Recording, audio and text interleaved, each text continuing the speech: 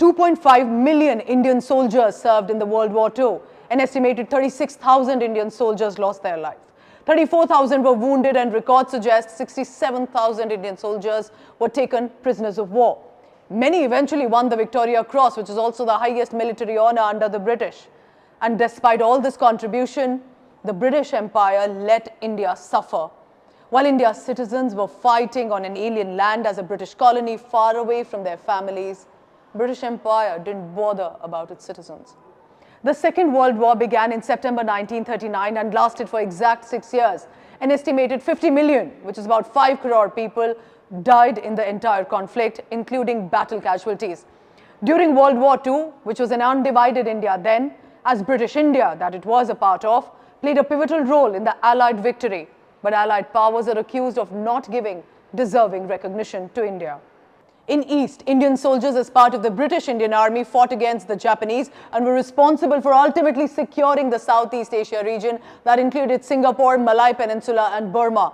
Their courage is recorded also in North Africa, Italy, Singapore.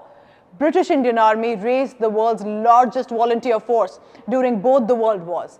Back then, however, Indian contribution was largely neglected by the Allied powers. Today, we may see events organized across the world, but young generation of India must know how until a few years ago, stories of Indian soldiers were not highlighted, and Indians and their contribution in World War II was simply taken for granted. Now, one of the well-known heroes is Noor Inayat Khan, the daughter of Ustad Inayat Khan, a well-known musician of Indian classical music. An agent who at great risk sent coded message of German military activity.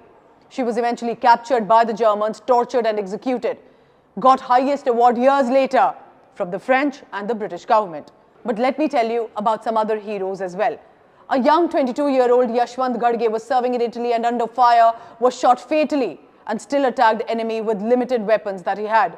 Rao Abdul Hafiz Khan, barely 18 years of age, in the Battle of Imphal that he is known as a hero, he fell in the line of duty. It's recorded that his hands did not leave the trigger. Prakash Singh Chib, at 32, fought bravely in Burma and succumbed while defending his platoon.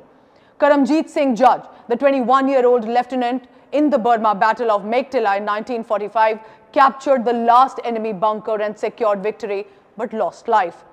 Fazal Deen, at 23 years old, when he bravely fought off the Japanese troops in 1945. Ram Sarup Singh, 32 years old, led his platoon through the Kennedy Peak interim in Burma in October 1944 against the Japanese. These are only 6 out of 2.5 million Indian soldiers. Annu Palakunathu Matthew, professor of art at University of Rhode Island, seeks to turn the lens on Indians who fought in the war with her project, The Unremembered, the Indian Soldiers of the Second World War, to highlight many more stories of the Indian soldiers. So what was India's contribution in the World War II? I now quote from the excerpt from The Expansion and Deployment of the Indian by Kaushik Rai. The telegram sent to the Secretary of State for India, the Mark Land, by the Government of India, dated 6th September 1939, noted, "Now that we are anxious to take timely steps to render further aid to His Majesty's government, meet certain eventualities which in our judgment may well have India from time to time during the course of the war." In 1939, total number of Indian personnel dispatched overseas amounted to 7,400, of which 3,500 went to the British possessions east of India, while the rest were deployed in the west.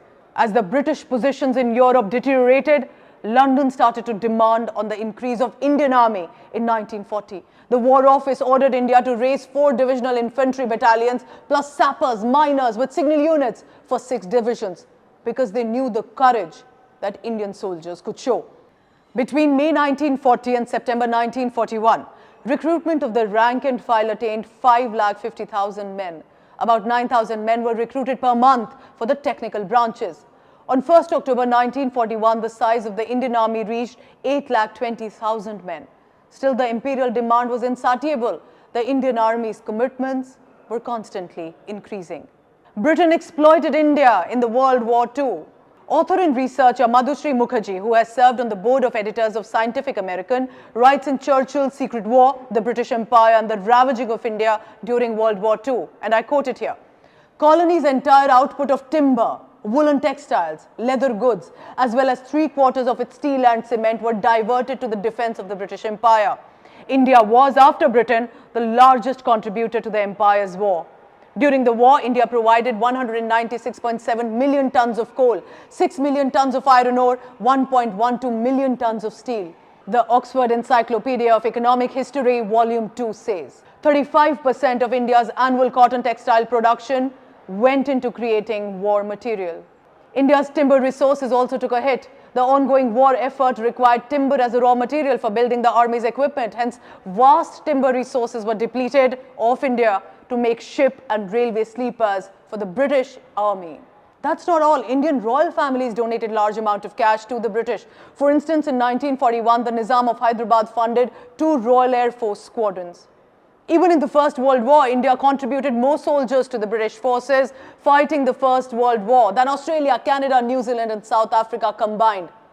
Despite suffering recession, poverty, influenza epidemic, India's contribution in cash and material amount to 8 billion pounds in today's money.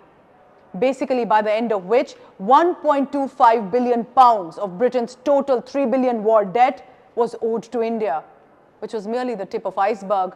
That was colonial exploitation.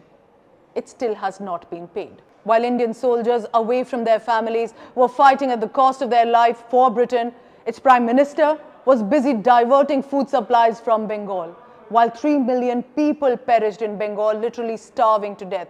Look at this. This 2019 report in The Guardian quotes researchers on how 1943 Bengal famine was not a natural weather occurrence, but a policy deliberate failure. Worse, Churchill taunted Indians as breeding like rabbits and asked if poor Bengalis are dying, how is Mahatma Gandhi still alive? Not grateful that same Indians were fighting for his country's and his empire's interest. The war also distorted the British colony India's already broken economic system now. Oxford Encyclopedia of Economic History says, and I quote it here, wartime shortage and supply problems held the industry back, caused severe disruptions to the internal market for consumer goods, which culminated also in part in the Bengal famine of 1943 that claimed more than 3 million lives. All this despite the document of July 1943, where the Board of the Economic Warfare, a US government body, published a document. It's of the Indian agriculture and food problems, which predicted a famine and that hundreds of thousands of deaths from starvation could be expected. One person whose solid, sophisticated arguments have forced British press or international press in general to start reporting more on empire crime, it's Dr. Shashi Tharoor, the Congress Member of Parliament. His Oxford debate went viral, speaking on underreported colonial exploitation in the United Kingdom and the West against India.